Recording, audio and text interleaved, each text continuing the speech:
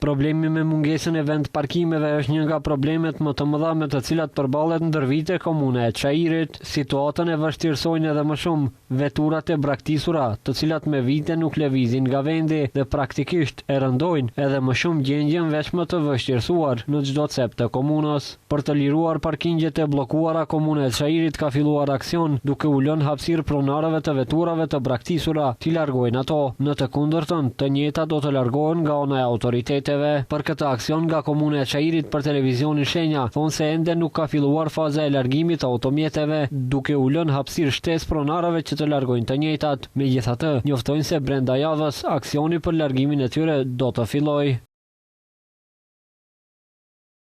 Në ditët në vijim, komuna do të fillojë me aksionin për grumbullimin e automjeteve të braktisura në përputhje me procedurat e parapara. Opinioni do të informohet në vazhdim për rezultatet konkrete, përfshirë numrin e automjeteve të larguara dhe vend parkimeve të liruara.